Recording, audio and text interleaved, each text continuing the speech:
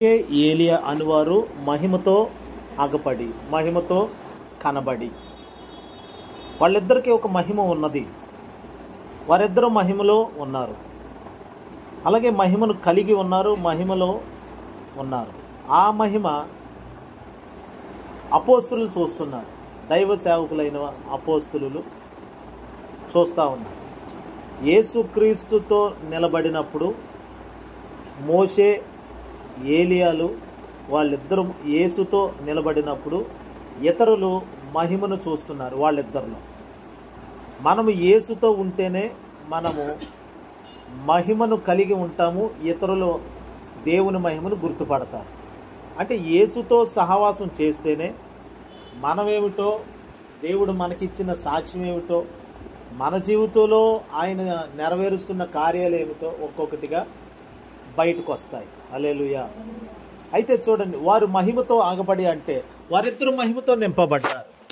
వారు మహిమతో ఉన్నారు అని అంటే దాని అర్థం వాళ్ళు దేవుని మందిరముగా ఉన్నారు అని కూడా చెప్పాలి. ప్రారంభ దినాల్లో ఈ 21 రోజు ఉపవాస ప్రార్థనలకి మొదటి రోజు కూడా ప్రభు చెప్పిన మాట ఏంటంటే దేవుని మందిరం మహిమతో నింపబడాలి. సొలొమోను అనే రాజు మందిరం కట్టిన తర్వాత దేవుని మహిమ వచ్చి ఆ మందిరాన్ని నింపిన తర్వాత యాజకులు అనే దైవ సేవకులు అందులోనికి వెళ్ళటానికి భయపడ్డారు. అంటే నిలబడలేకపోతున్నారు, వెళ్ళడానికి కూడా భయపడుతున్నారు. ఆ మహిమ అంత విపరీతంగా కనబడుతుంది, మందిరం అంతా నింపేసింది. ఇంక ఎటు చూసినా చీకటి అనేది లేదు మందిరంలో. హల్లెలూయా. మందిరంలో చీకటి లేదు. ఇప్పుడు ఇక్కడ లైట్ వేశారు, అది ఎంతవరకు వెలుగు ఇవ్వాలో ఇస్తుంది. అలాగే అప్పుడు అక్కడ బీరువా ఉంది, బీరువా కింద చీకటి ఉంటుంది. ఏదైనా వస్తువు పెడితే ఆ వస్తువు యొక్క నీడ పడుతుంది ఈ వెలుగులో. ఇప్పుడు ఇదిగోండి, ఈ ప్రక్కన అది లైట్ ఉన్నా కానీ ఈ పక్కన చీకటిని పోగొట్టలేదు అది. కానీ దేవుని మందిరంలో దేవుడు పంపిన మహిమ, దేవుని మహిమ ఎలాంటిదంటే ప్రతి చోట ఫుల్ కవర్ చేస్తుంది అన్నమాట. ఎక్కడ చీకటి అనేది లేకుండా మనము దేవుని మందిరం అని దేవుని వాక్యం అంటాం. హల్లెలూయా. మనము దేవుని ఇల్లు, దేవుని మందిరం. దేవుని మందిరము, దేవుని ఇల్లు ఎలా ఉండాలంటే మహిమతో ఉండాలి. ఏ కోసాన ఏ మూలన చీకటి అనేది ఉండకూడదు. అన్ని విషయాలు బాగానే ఉంటాయి కానీ ఈ ఒక్కటే లోపం ఉంటున్నదండి వీళ్ళలో. తల్లిదండ్రులు కొడుకు కోసం చెప్తున్నారు, అన్ని విధాలుగా బాగానే ఉంటాడు కానండి ఏదో అప్పుడప్పుడు వీళ్ళు కొంచెం చిలిపి చేష్టలు ఉంటాయి. అంటే ఏదో ఒక లోపం చెప్తూ ఉంటారు. కానీ దేవుని మందిరం అనేది దేవుడు నివసించే మందిరం, దేవుని మహిమ నింపబడిన మందిరంలో ఏ మూలన చీకటి ఉండదు, ఉండకూడదు. అలా కనుక చీకటి ఉండిపోయిందంటే దాని అర్థం అది మహిమ కాదు, అది మహిమ కాదు, వెలుగుదోత. అటు దేవుడు కార్యాలు, ఇటు లోకపు కార్యాలు. అయితే అది మహిమ కాదు, అది మహిమ కాదు. మనుషులను మభ్యపెట్టడానికి, మనుషులను మెప్పించడం కొరకే ఆ భక్తి కొనసాగుతుందే తప్ప చీకటి ఎంత మాత్రము చీకటి లేని జీవితమే మహిమకరమైన జీవితము. హల్లెలూయా. యేసుక్రీస్తు కోసం రాయబడిన మాట ఏంటంటే ఆయనలో చీకటి ఎంత మాత్రమును లేదు అని ఉంది బైబిల్. చీకటి అంటే ఏంటి? పాపము. చీకటి అంటే అవిధేయత, లోబడకపోవటం. చీకటి సంబంధమైనది ఏది యేసయ్యలో లేదు. ఇప్పుడు యేసయ్య ఉన్న చోటే మహిమ మందిరం. యేసుక్రీస్తు ఎక్కడున్నాడు అని అంటే మందిరంలో ఉన్నాడు. ఆయన మందిరంలో నివాసం చేస్తాడు, ఒక ఇంట్లో ఉంటాడు ఆయన. ఆ ఇల్లు ఏదంటే మనమే ఆయన ఇల్లు. హెబ్రీ పత్రిక 3వ అధ్యాయం చూడండి 6వ వచనం. హెబ్రీ పత్రిక 3వ అధ్యాయము 6వ వచనం. అయితే ముందు చెప్ప జరగబో సంగతులను సాక్షాత్ముగా మోసే పరిచారకుడై ఉండి 3వ అధ్యాయము 6వ వచనం. కుమారుడై ఉండి ఆయన ఇంటి మీద నమ్మకంగా ఉన్నాడు. ధైర్యమును నిరీక్షణ వలని ఉత్సాహమును తుదమట్టుకు స్థిరముగా చేపట్టిన ఎడల అదిగోండి ఎవరమంట అంటే ఇప్పుడు మనుష్యుడు దేవునికి ఎలాంటి వాడు? ఇల్లు, దేవుడు నివసించే ఇల్లు. ఇప్పుడు మనం అందరం దేవుని ఇల్లు. నేను దేవుని ఇల్లు అనండి ఒకసారి. మరి దేవుని ఇంట్లో దేవుడే ఉంటాడు కానీ దెయ్యం ఉంటుందా? దెయ్యం కనుక ఉన్నదంటే దాని అర్థం ఏమిటి? అది దేవుని ఇల్లు కాదు. మరి దేవుని ఇంట్లో దేవుడే ఉన్నప్పుడు మహిమ బయటకు వస్తుంది. ప్రభు ఏమంటున్నాడంటే మీలో నుండి నా మహిమ బయటకు రావాలి. చూడండి ఒక మాట ఉంటుంది ఎఫెసీ పత్రికలో, ఎఫెసీ పత్రిక 5వ అధ్యాయము 14వ వచనం చూడండి. ఎఫెసీ పత్రిక 5వ అధ్యాయము 14.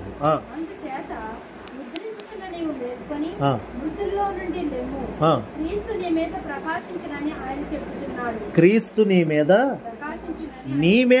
నీ లోపల, నీ హృదయములో, నీ అంతరంగములో, నీ లోపల ప్రకాశిస్తాడైనా, నీ పైన కూడా ప్రకాశిస్తాడైనా. లోపల పరిశుద్ధాత్ముడు, పైన యేసుక్రీస్తు. పరిశుద్ధాత్ముడు లోపల ఉంటాడు. దేవుని ఆత్మకు, మీ దేహము దేవుని ఆత్మకు ఆలయమై ఉన్నదని మీరు ఎరుగరా? అంటే ఈ లోపల పరిశుద్ధాత్ముడు లోపలంతా నిండుకొని ఉంటాడు, నరాల్లో. ఆ పరిశుద్ధాత్ముని తేజస్సు, ఆ మహిమ బయటికి రావాలి. పైనేమో యేసుక్రీస్తు ప్రకాశించాలి. ఇప్పుడు ఇలాగా లోపల బయట ఒక ప్రకాశవంతమైన జీవితం, వెలుగుకరమైన జీవితం, దాన్నే మహిమతో కూడిన జీవితం. హల్లెలూయా. చీకటంటే పాపమే కాదండి, రోగాలు. చీకటంటే రోగాలు మాత్రమే కాదు, అప్పులు, సమస్యలు. మహిమ ఉన్న చోట ఇవేమీ ఉండవు యేసునామం. అందుకని అణువణువున మహిమను నింపుకోవాలి మనం. హల్లెలూయా. ఎక్కడైనా మహిమ లేని స్థలం ఉందేమో మనలో. ఒకవేళ దేహమంతా ఉండి కంట్లో దేవుని మహిమ లేకపోతే నీ కన్ను చెడినదైతే దేహమంతయు చెడినదై ఉండిపోను. అందుకని దేహమంతా చీకటమైపోతుంది. అలాగే ఏ భాగములో కూడా మనలో చీకటి అనేది లేకుండా మహిమ ఉండాలని ప్రభు కోరుకుంటున్నాడు. అందుకని ఆయన ఏం చేశాడు? ఒక మందిరములోకి లోపలికి వెళ్ళినప్పుడు ఆయన ఏమన్నాడంటే ఇది నా ప్రార్థనా మందిరం అన్నాడు. ఇది నా ప్రార్థనా మందిరం. నా ప్రార్థనా మందిరాన్ని మీరు ఏం చేశారు? దొంగల గుహగా చేశారు. ఇందులో ఏం జరగాలి? ప్రార్థన జరగాలి. ఓ చర్చిని ప్రార్థనకి ఉపయోగించకుండా వ్యాపారానికి ఉపయోగిస్తున్నారంట. అందులో యేసు ప్రభు వెళ్ళి అందులోకి ప్రవేశించి కొరడా తీసుకొని ఆ బలలన్నీ వెర్రగొట్టి అన్నిటిని ఖాళీ చేసి పంపించేశాడు. హల్లెలూయా. అంటే మందిరము పట్ల యేసయ్యకి ఎంత ఆసక్తి ఉన్నదో చూడండి. మందిరం పట్ల యేసయ్యకు ఎంత ఆసక్తి కనపరుస్తున్నాడు. దేని పట్ల ప్రభు నీ ఆసక్తి, నీ ఆలాపన, నీ ఆసక్తి, నీ ఆలోచన ఎక్కడుందంటే నా మందిరం మీదే ఉంటుంది. అందుకని సొలొమోను కట్టిన దేవాలయం మీదంట సదాకాలము నా కను దృష్టి ఇక్కడ నిలుచును అన్నాడు. ఎక్కడ?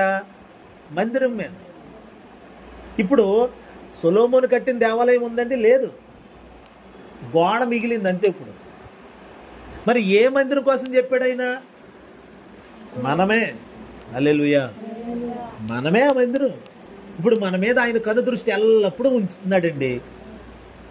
ఆయన కనుదృష్టి అలా ఉంచి ఆయనే నివాసం చేస్తూ ఆ మందిరాన్ని కాపాడుకోవాలని చూస్తాం.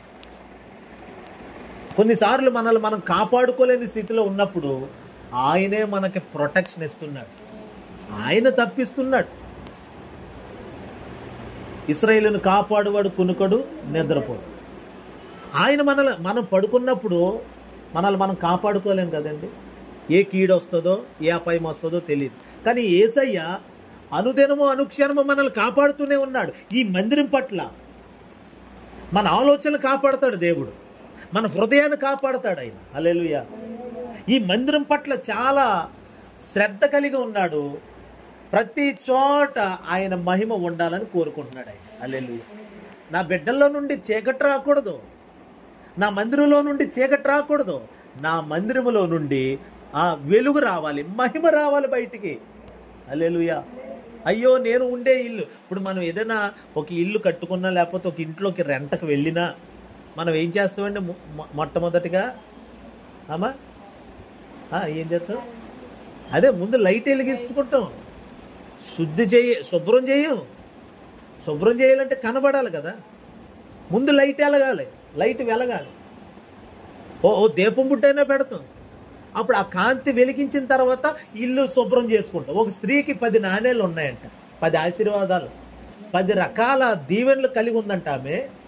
ఆ 10 రకాల దీవెనలు, 10 ఆశీర్వాదాలు పట్టుకొని సంతోషపడిపోతుంది. కానీ ఒక్కటి పోయింది. ఒకరోజు 10లో ఒకటి పోతే 9 మిగిలినాయి. ఆ 9 ఖర్చు పెట్టించుకుందంటే కాదు, 9టిని జాగ్రత్త పరిచి మిగిలింది ఏమైంది అని చెప్పి వెతకడం మొదలుపెట్టింది. ఆ ఇంట్లో వెతికేటప్పుడు మొట్టమొదటిగా ఆమె ఇంట్లో దీపం వెలిగించిందంట. హల్లెలూయా చెప్పండి. దీపం వెలిగించింది. ఇప్పుడు అంతే కదండి, ఇంట్లో ఏదన్నా బంగారం గొలుసు పోయిందండి ఏం చేస్తారు? ముందు ఏం చేస్తారు? లైట్ ఎత్తారు కదా. అలాగే ఆమె ఏం చేసిందంటే దీపం వెలిగించి చేతో చీపురు పట్టుకొని దీపాన్ని పట్టుకొని ఊడుస్తా ఉందంట. హల్లెలూయా. తర్వాత దొరికిన తర్వాత 9 ఉన్నాయి ఆమె దగ్గర. ఆ 9 ఉన్నందుకు వచ్చిన సంతోషం కంటే దొరికింది చూడండి, రెట్టింపు సంతోషం వచ్చిందంట. హల్లెలూయా. పోయినది దొరుకుతుంది. హల్లెలూయా.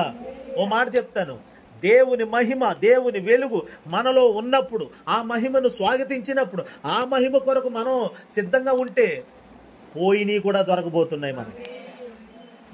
ఏం పోగొట్టుకున్నారో, ఏ ఆశీర్వాదం పోయిందో, ఏ ప్రార్థన పోయిందో, ఏ సహవాసం పోయిందో, ఏ అభిషేకం పోయిందో, ఏ వరాలు పోయినాయో అవి మరలా దేవుడిస్తాడు ఖచ్చితంగా. పోగొట్టుకున్న ప్రతి ఆశీర్వాదం రావాలంటే వెలగాలి, నీలో నుండి మహిమ రావాలి, బయట నీలో నుండి వెలుగు రావాలి. అందుకనే ఈ పూట మనం చేయాల్సిన ప్రార్థన ఏంటో తెలుసా? నాలో చీకటి అస్సలు ఉండకూడదు ప్రభువా, నా మాటల్లో చీకటి మాటలు ఉండకూడదు. ఎవరినైనా కృంగదీసేమంటే, ఎవరినైనా కృంగిపోయే మాటలు అన్నామంటే అదే చీకటే. ఎవరైనా బాధపడిపోయే మాటలు మనం అన్నామంటే అదే చీకటే. ఇతరులను క్రిటిసైజ్ చేయటం, ఇతరులను కించపరిచి మాట్లాడటం, తక్కువ చేసి మాట్లాడటం, మాటల్లో ఉన్న చీకటి అది. ఆలోచనలో ఉన్న చీకటి కూడా ఉంటుంది. ఏ మూలన మనలో చీకటి ఉండకుండా నశించును గాక. చీకటి పోయినప్పుడు, ఆ చీకటి మీద మనకి విరక్తి కలిగినప్పుడు, ఆ పాపం మీద మనకి కోపం వచ్చినప్పుడు, దానిని పారదోలాలి అనుకున్నప్పుడు ఆయన కొరడా పట్టుకొని ఇప్పుడు శుద్ధీకరణ చేస్తున్నాడు. ఆయన శుద్ధీకరణ చేస్తున్నాడు. ఇప్పుడు మనం ఆయనతో సహకారులం అయితే. హల్లెలూయా. మనం తలుపేసి ఆయన ఏం చేయలేడు కదండి. తలుపు తీసి రా ప్రభువా వచ్చి శుద్ధీకరణ చేయి అని మనం హృదయపూర్వకంగా ప్రభువా నన్ను శుద్ధి చేయి, నాలో ఏ లోపం లేకుండా తీసేయి అని మనం ఈ వాక్యం వింటూనే అలాగనుకుంటుంటే లోపల వాక్యం అనే చీపురు పట్టుకొని తుడిచేస్తున్నాడు యేసు ప్రభు. ఇప్పుడు వాక్యం అనే చీపురు పట్టుకొని మనం శుభ్రం చేస్తున్నాడు. లోపల కూడా మన ఆలోచనలు శుభ్రం చేస్తున్నాడు. ఏ చెడ్డది ఉండకుండా మంచి వాటిని మాత్రం ఉంచి చెడంతటిని బయటకు పారదోలేస్తాడు. ఎందుకంటే ఆయన మందిరానివి నువ్వు ఆయన మందిరానివి, నీవు ఆయన కట్టుకుంటున్న నివాసానివి నీవు. అందులో నుండి మహిమే ఉండాలి, మహిమే బయటికి రావాలి. ఆయన మహిమ వెదజల్లబడాలి, ప్రజలు చూడాలి ఆయన మహిమను. హల్లెలూయా, హల్లెలూయా. ఆ రూపాంతర కొండ మీద యేసుక్రీస్తులో ఉన్న మహిమ, యేసయ్యతో ఉన్నటువంటి మోషే ఏలియాలో ఉన్న మహిమను అదిగో శిష్యులు చూస్తున్నారు. యేసుక్రీస్తుకి సన్నిహితంగా ఉన్నవారు అంతవరకు చూడలేదు. ఆయన ప్రార్థన చేస్తుంటే మహిమ బయటకు వస్తుంది. ప్రార్థన నీలో ఉన్న మహిమను బయటికి తీసుకొస్తాం. హల్లెలూయా. ఇదే పాయింట్ మనకి ఎప్పుడు. ప్రార్థన మనలో ఉన్న మహిమను బయటికి తీసుకొస్తుందండి. యేసుప్రభు కొండ ఎక్కిన తర్వాత ఆ కొండ మీద ప్రార్థన చేస్తుంటే ఆయనలో ఉన్న మహిమ బయటకు వస్తుంది. ఆ మహిమను ప్రజలు చూస్తున్నారు, శిష్యులు చూస్తున్నారు. హల్లెలూయా. మనము దేవుని బిడ్డలమా అయితే మనలో ఉన్న మహిమ బయటకు వస్తే చుట్టుపక్కల బంధువులేంటి, ఇతరులేంటి, ఇరుగు పొరుగు ఏంటి అందరూ చూడాలి, ఇది దేవుని మహిమ అని గుర్తుపట్టాలి. ఈమె దేవుని బిడ్డ, ఇతడు దేవుని బిడ్డ, మాట్లాడితే ఎలా మాట్లాడాలి, ఆలోచిస్తే ఇతరులాగా ఆలోచించాలి అని ఒక సాక్ష్యము. మహిమలో ఉన్నవారు సాక్ష్యాన్ని కలిగి ఉంటారండి. హల్లెలూయా. మహిమ వేరు, చీకటి వేరు. చీకటి మహిమలో కలవదు, మహిమ వెళ్ళి చీకటిలో కలవదు. వేరు వేరు అంతే, వేరుగానే ఉండాలి ఎప్పుడు కూడా. హల్లెలూయా. సెపరేట్గా ఉండాలి అంతే, కలిసిపోకూడదు. ప్రత్యేకత కనబడాలి అందులో. హల్లెలూయా. అలాగని చెప్పి అన్యులతో నేను దేవుని పెట్టనండి, మీరు అన్యులు, నేను దేవుని పెట్టను అనాలా? ఏమనక్కర్లేదు. మనం ప్రార్థనా పరులం అయితే చాలు, ఆ ప్రార్థనే మనలో మహిమను బయటికి తీసుకొస్తాం. హల్లెలూయా. ఒక ఆయన సినిమాకి వెళ్ళేవాడు అంట, వాళ్ళ ఫ్రెండ్స్ అందరు రమ్మంటున్నారంటే బాధపడి సినిమాకి వెళ్ళేవాడు అంట. యవనంలో ఒక యవనస్తుడు అంటే చర్చికి వెళ్ళేవాడు ఆయన, ఆ యవనస్తుడు. కానీ వాళ్ళ ఫ్రెండ్స్ అందరూ బాధపడిపోతుంటే వాళ్ళతో పాటు సినిమా థియేటర్కి వెళ్తే థియేటర్లో సీట్లో కూర్చున్నాక కాళ్ళు రెండు పైన తీసుకొని సీట్లో పెట్టేసుకొని కళ్ళు మూసుకొని సినిమా థియేటర్లో సినిమా చూడకుండా అంటే ముందు చూసేవాడంట, కాసేపు చూసిన తర్వాత వెంటనే ప్రభు రాకడ గుర్తొచ్చిందంట. అమ్మో యేసు ప్రభు ఈ లోపల వస్తే నేను ఏమైపోతాను, థియేటర్లో ఉన్నానంటే ప్రభు రాకలో నేను ఎత్తబడిన నరకానికి వెళ్ళిపోతానని వెంటనే పారిపోయి వచ్చేసేవాడు. ఒకవేళ అలాగ తలుపు తీరు కదండి మధ్యలో, అందుకని కళ్ళు మూసేసుకొని థియేటర్లో ఇంకా అయిపోయే వరకు అలా కళ్ళు మూసుకొని అలా ప్రార్థన చేసుకునేవాడు. లేదు చూసేవాడు కదండి. అలాగే అరే బాబు ఈయన్ని ఇంకెప్పుడు సినిమా తీసుకురాకూడదురా బాబు, ఈయన్ని సినిమా తీసుకెళ్ళిన డబ్బులు వేస్ట్, ఈడేమో ఇంత ప్రత్యేకత కలిగి ఉంటున్నాడు, అసలు చూస్తలేదు అని చెప్పి ఇంక మానేశారంట. అంటే అలాగని రే నేను ఎవరినరా, నేను దేవుణ్ణి పెట్టనురా, సినిమాకి రాను అని వాళ్ళతో గొడవ వేసుకోవాలి. గొడవ అవుతుంది. వాళ్ళు అతన్ని చూసి పరివర్తన చెందారంట. హల్లెలూయా. ఇదే కదా మహిమ బయటికి రావడం అంటే. అంటే మనం అలాగనే అక్కడికి వెళ్ళిపోవాలని కాదండి, మనకే అవకాశం ఉన్నప్పుడు నేను రాకూడదని చెప్తాం, దేవునికి స్తోత్రం కలుగును గాక. కానీ ఇంకా రాను అని చెప్పలేని పరిస్థితి అతనికి అక్కడ ఆ రోజు. హల్లెలూయా. నేను అనేది ఏంటంటే అదనే కాదు, ఎక్కడున్నా ఏ స్థితిలో ఉన్నా. ఓ రోజు నేను ఇదే రాజమండ్రిలో ఆటో డ్రైవింగ్ చేస్తూ ఉన్నాను, వాళ్ళు లేడీస్ నా ఆటో ఎక్కారు. సరిగ్గా 5 బళ్ళు మార్కెట్ అని రైల్వే స్టేషన్ అవతల ఉంటుంది, అక్కడ ఆపమన్నారు. ఆపాను. ఇదిగో తమ్ముడా వెళ్ళి ఆ బ్రాందీ కొట్లో బ్రాందీ తీసురా అన్నారు. డబ్బులు ఇచ్చినారు. నేను తేనక్క అన్నాను.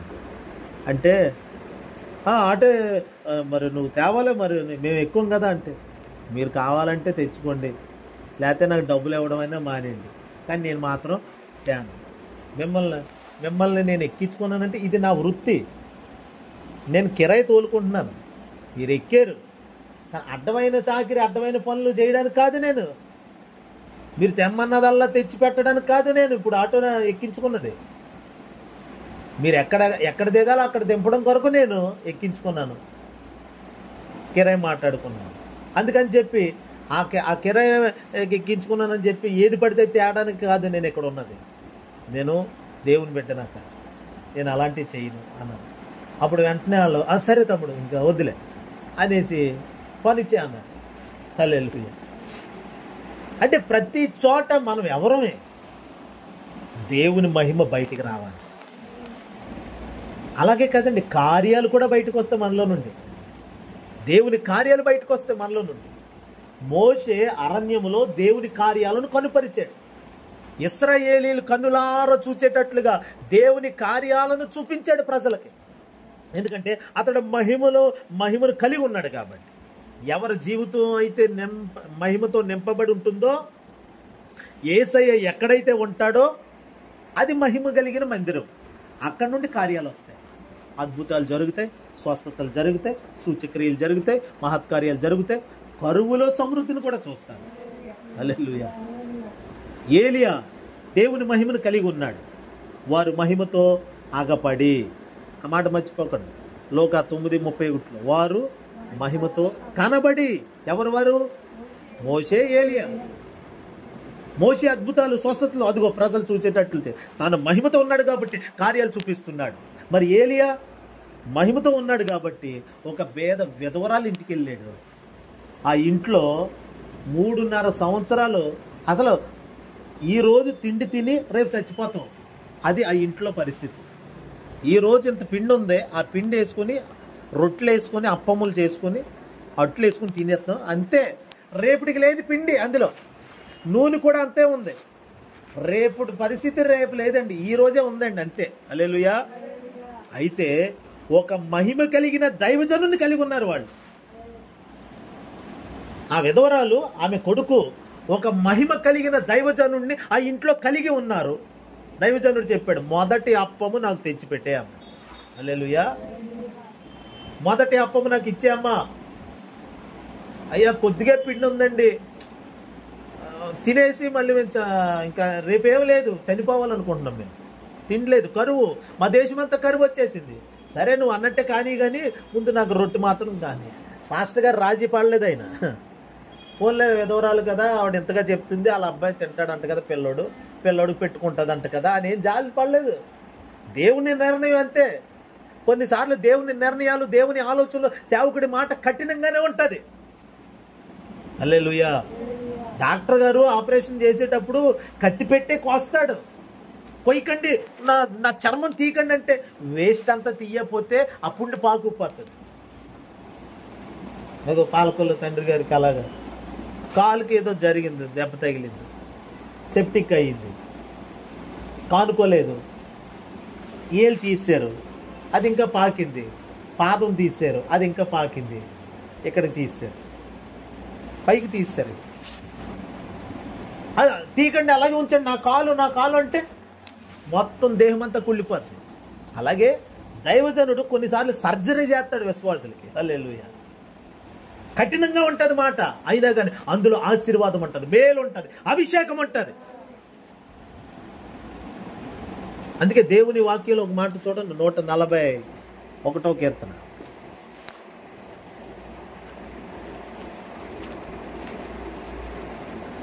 141:5 వచనం.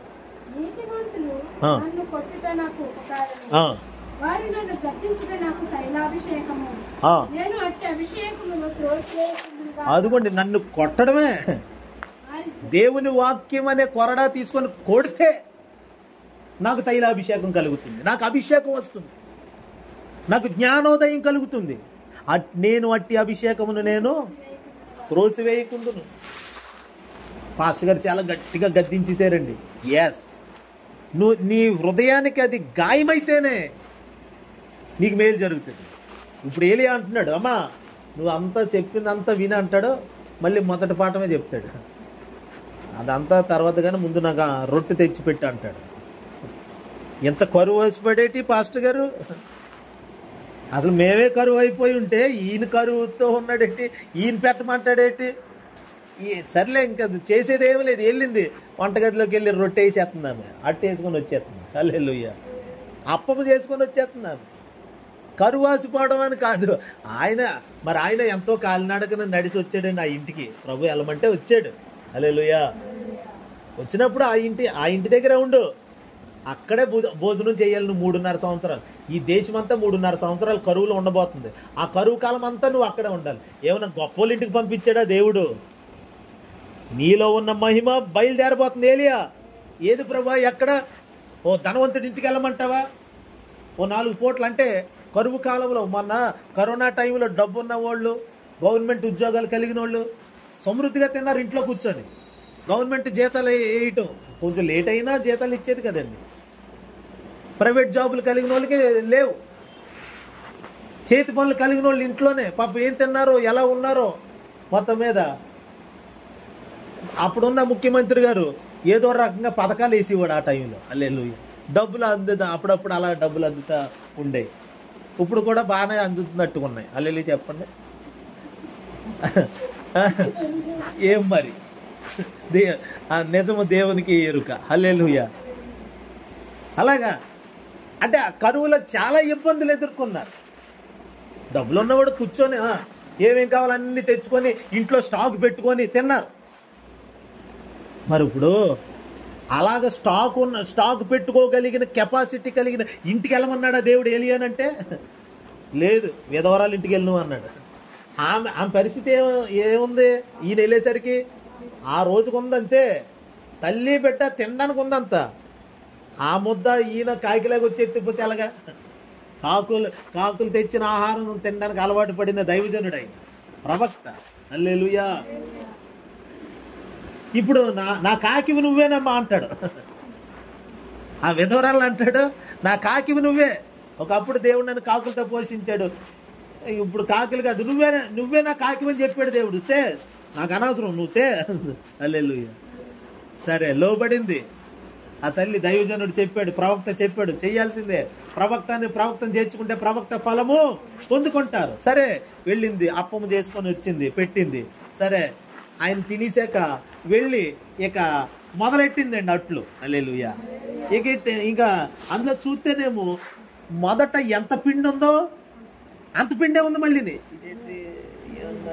ఏమైంది సర్లే అని చెప్పి తీసేసింది. అలా కొడుకు పెట్టింది, ఆమె తిన్నది. మళ్ళీ ఆకలి వేసిన సమయానికి మళ్ళీ వెళ్ళి చూస్తే సాయంత్రం పూట మళ్ళీ పిండి ఉంది, మళ్ళీ నూనె ఉంది. హల్లెలూయా. రేపు పూటకి ఎలాగొచ్చేస్తుంది? ఇప్పుడు మా ముగ్గురికి అంటే పాస్టర్ గారికి కూడా సాయంత్రం పెట్టాలి కదా. సాయంత్రానికి ఆయనకి పెట్టడానికి సరిపోద్ది, నాకు తినడానికి, నా కొడుకుకి తినడానికి. ఓకే, ముగ్గురికి సరిపడంత పిండి ఉంది. ఓకే, ఏ తీసుకుని తినేసారు. మరుసటి రోజు ఉదయం హల్లెలూయా తీసేసింది, మొత్తం అయిపోయింది, వాడేసింది, ఏమీ లేదు.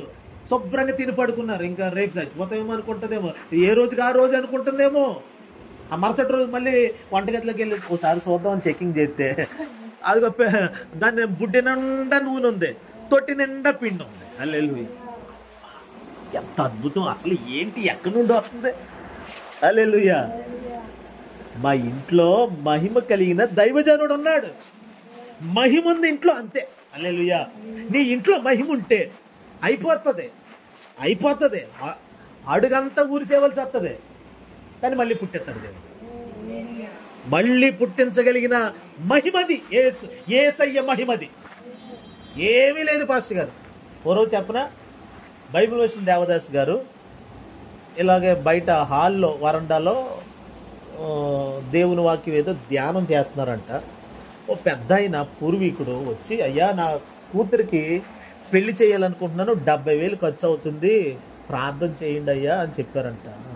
ప్రార్థన చేసి, ఇదిగో ఈ తాళపు చెవి పట్టుకెళ్ళి పైన మిద్ది మీద పైన బీరువా ఉంది, వెళ్ళి తీసుకో, నీకు ఎంత కావాలన్నో 70,000 తీసుకో. సరే అని చెప్పి ఆయన వెళ్ళాడు. గొప్ప దైవజనుడు అని చెప్పి వెళ్ళి గదిలోకి వెళ్ళి తాళం తీసి చూస్తే అక్కడ 70,000 ఉన్నాయి.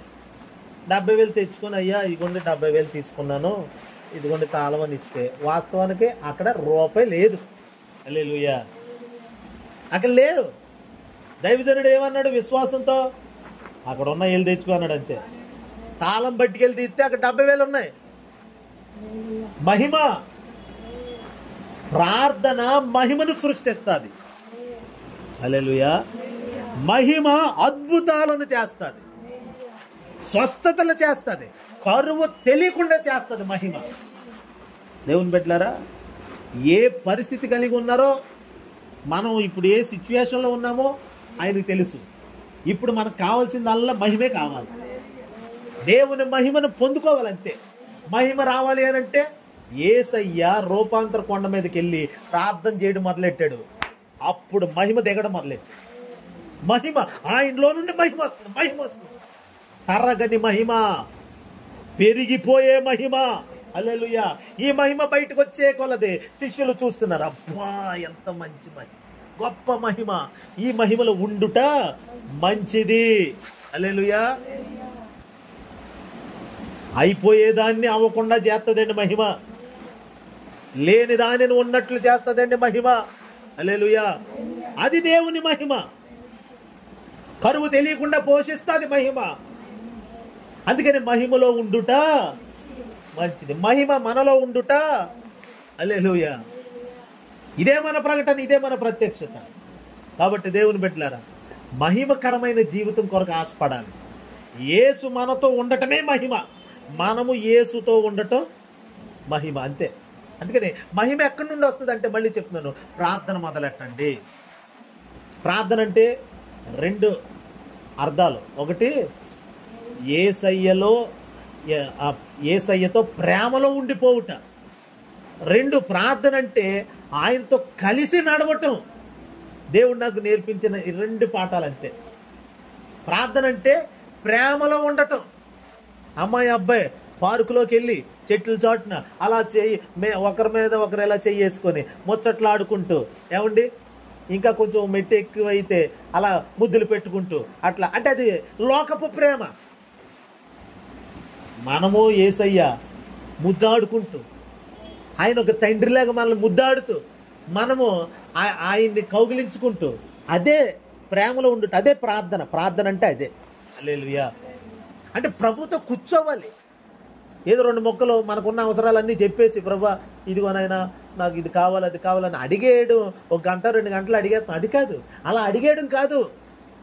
ప్రార్థన అంటే ఆయన ప్రేమను పొందుకొనుట, ఆ ప్రేమను రుచి చూచుట ప్రార్థనలో. హల్లెలూయా. అలాంటి ప్రార్థనే మహిమను తీసుకొస్తుందండి. ఆ విధమైన ప్రార్థన కావాలి. ఒక ప్రియుడితో ప్రియురాలు ఏకమైతే వాళ్ళ మధ్యలో పుడత చూడండి ప్రేమ, అనురాగం. ఆ అనురాగంతో కూర్చోవాలి ప్రార్థనలో. అలా కూర్చుంటే అప్పుడు ఊహకు అందని భాషలతో ప్రార్థన చేస్తాం మనం. అన్య భాషలతో ప్రార్థన నడుస్తుంది. లిపిలేని భాషను దేవుడు మనకిస్తాడు. హల్లెలూయా. చూడండి, పరలోకపు భాషలు వచ్చేస్తాయి. ఇప్పుడు ఇక ఆయనతో ఏకమైపోతాం, లీనమైపోతాం, ఒకటైపోతాం. నేను ఏకమైపోతాం. ఇప్పుడు నేను ఏకమైపోయి ఉంటే దాని అర్థం మహిమ వచ్చేసింది అని అర్థం. మహిమలో ఉండి ప్రార్థనా జీవితాన్ని కొనసాగించాలి దేవుని బిడ్డ. మహిమ అయిపోనివ్వదు, కొనసాగింపు చేస్తుంది. మహిమ అయిపోయిందండి అన్నది ఆ విధవరాలు. కానీ మహిమ వచ్చిన తర్వాత, దైవజనుడు ఏలియా వచ్చిన తర్వాత కొనసాగింపు జరిగింది. అవనవ్వలేదు, పిండిని అవనవ్వలేదు, బుడ్డిలో నూనెను అవనవ్వలేదు. బంధువులు అనేక మంది బంధువులు వచ్చి ఇప్పుడు ఆ ఇంట్లోనే, ఇప్పుడు మనం కూడా చెప్పాను కదా, చక్కగా మాస్టర్ గారికి శుభ్రంగా వండి పెడతాడు. ఆయన శుభ్రంగా తిని వెళ్ళి ప్రార్థనలో కూర్చుంటాడు.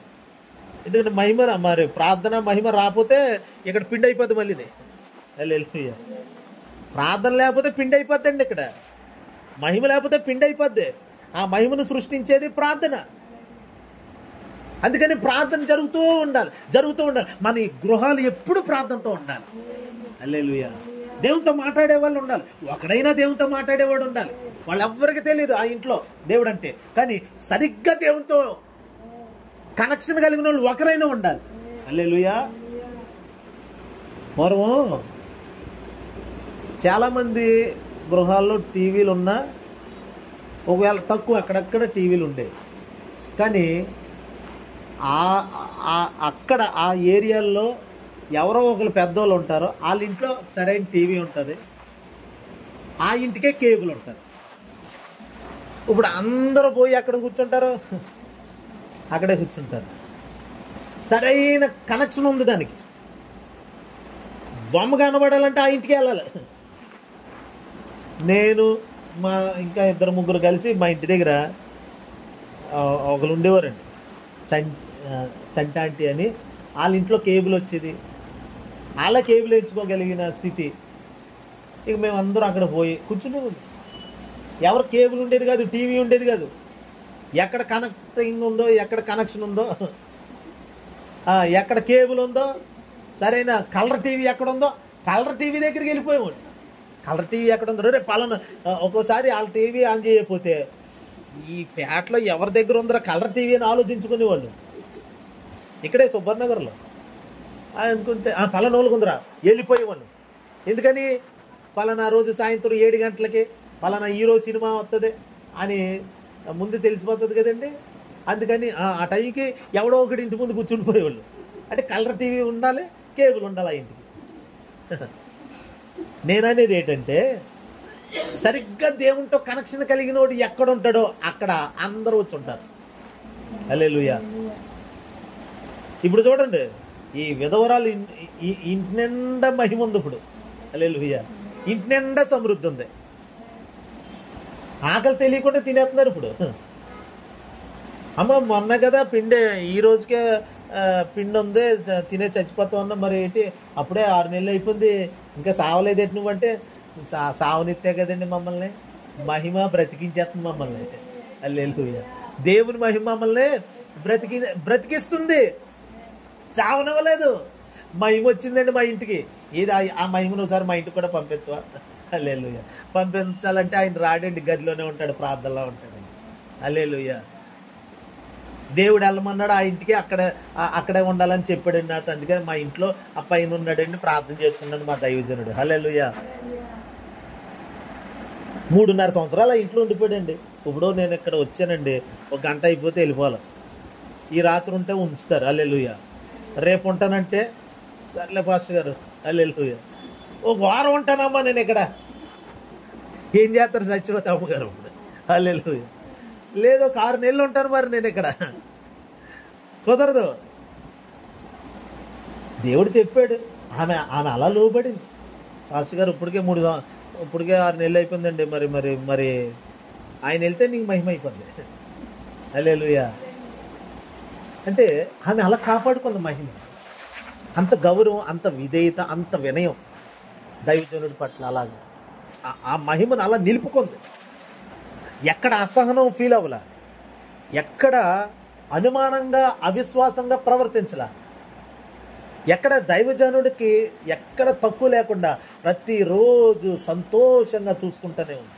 3.5 సంవత్సరాలు ఒక పాస్టర్ గారు ఒక విశ్వాస ఇంటి దగ్గర ఉండటం చూడండి ఒకసారి ఆలోచించండి. హల్లెలూయా. ఆయన కూడా అమ్మో అందరూ ఏమనుకుంటారో, వచ్చే నాళ్ళు అయిపోయింది అని ఏం ఫీల్ అవ్వాల. దేవుడు చెప్పాడు. ఎవరో ఏదో అనుకున్నారని మనం అనుకోకూడదు. అలాగనుకుంటే దేవుని కార్యాలు నెరవేరు, దేవుని చిత్తంలో నుండి తప్పిపోతాం. అందుకని ఎవరో కొరకు మనం ఎప్పుడు ఆలోచించకూడదు. వాళ్ళు ఏమనుకుంటారు, వీళ్ళు ఏమనుకుంటారు, అమ్మో నేను ప్రార్థన చేసుకుంటే వాళ్ళు ఏమనుకుంటారు, నేను చర్చికి వెళ్తే వాళ్ళు ఏమనుకుంటారు, ఎవరి కోసమో అనుకుంటే లోపల అంతా నష్టపోతాం మనం. ఏలి అలాగేం ఫీల్ అవ్వలేదు. ఆమె కూడా ఒక పాస్టర్ గారు వచ్చి ఆ ఇంట్లో అలా అన్ని సంవత్సరాలు ఉండిపోయాడంటే 3.5 సంవత్సరాలు. బాబాయ్ అని ఏమన్నా అనుకుంటారేమో పాస్టర్ గారు, మరి చుట్టుపక్కల అందరూ ఏమనుకుంటారండి మరి మీరు అని ఆమె ఏం అనలే. ఎవరని అనుకుంటే నాకేంటి, నా ఇంట్లో దేవుడు పంపిన దైవజనుడు ఉండాలంతే. హల్లెలూయా. అందుకనే ఎవరి మాటలు పట్టించుకోకూడదు మనం ఎప్పుడు కూడా. ఇతరుల మాటలు పట్టించుకోకూడదు. దేవుని కార్యాలు పోతాయి. లేకపోతే నేను ఎప్పుడు ఆలోచించను. ఇంకా ఎవరేమనుకున్నా మనకు అనవసరం. దేవుడు చెప్పాడో చేయడం అంతే. హల్లెలూయా. అలా దేవుని మహిమను కాపాడుకుంది. ఆ మహిమ ఆమెను బ్రతికిస్తూనే ఉంది. మహిమ బ్రతికిస్తుంది. చావనివ్వద మహిమ, అవ్వనివ్వద మహిమ.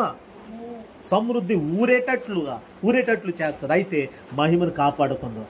ఇది దేవుని మందిరం, మనమే దేవుని మందిరం. ఈ మందిరములో మహిమ ఉండాలి అంతే. మహిమ అంటే యేసుక్రీస్తు అని అర్థం. హల్లెలూయా. యేసుక్రీస్తు అంటే మహిమ, దేవుని మహిమ. ఆ మహిమను నింపుకుంటూ, ఆ మహిమను కాపాడుకుంటూ ఉంటే జరిగే కార్యాలు మనం నోటితో కూడా చెప్పడానికి భాష సరిపోదు. గొప్ప కార్యాలు జరగబోతున్న దేవుని బిడ్డలారా. 2025 సంవత్సరంలో మీ కుటుంబాలలో, మీ వ్యక్తిగత జీవితాల్లో ఖచ్చితంగా మహిమను చూడబోతున్నారు.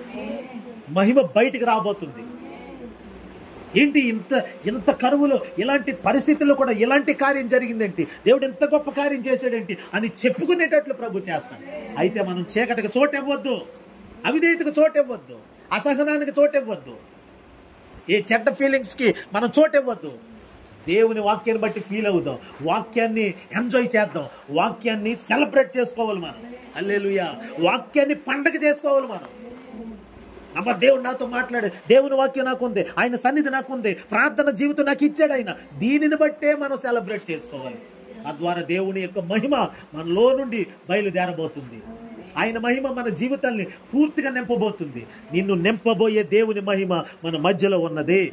ఎవరి మాటలు పట్టించుకోవద్దు, ఎవరికి భయపడొద్దు. ప్రభు నమ్ముకుంటే ఏమని అనుకుంటారు, ఏమి కాదు. ప్రభు కొరకు నువ్వు నిలబడు, దేవుడిని కొరకు నిన్ను నిలబెడతాడు దేవుడు. హల్లెలూయా. ఉన్నతంగా నిలబెడతాడు, పైకి లేవనెత్తుతాడు. అబ్బా అప్పుడు కంటే ఇప్పుడు ఇంకా బాగున్నారండి అనేటట్లు చేస్తాడు దేవుడు. కాబట్టి ప్రభు మనకు అవసరం. ప్రభు మన జీవితాన్ని అత్యుత్తమమైన రీతిలో మారుస్తాడు ఆయన. అందుకనే ఆయన ప్రార్థన చేయడం మొదలెట్టాక మహిమ ఆవరించిన తర్వాత ఆయన ముఖము మారెను, రూపము మారింది. మన రూపం మార్చేస్తాడండి. నీ కుటుంబ రూపురేఖలు మార్చేస్తాడు యేసునామం. హల్లెలూయా. నీ బిడ్డల భవిష్యత్తును మార్చేస్తాడు. ఏది మారాలి అది మారిపోతుంది అంతే. మహిమ కావాలంతే, యేసు కావాలి మనకంతే. రోషంగా మనం అలా గనక ముందుకు సాగగలిగితే గొప్ప కార్యాలు పొందబోతున్నాం, చూడబోతున్నాం. దేవుడి మాటలు మన వెనుకలో దీవించును గాక. ఆమేన్. ప్రార్థన చేసుకుందాం.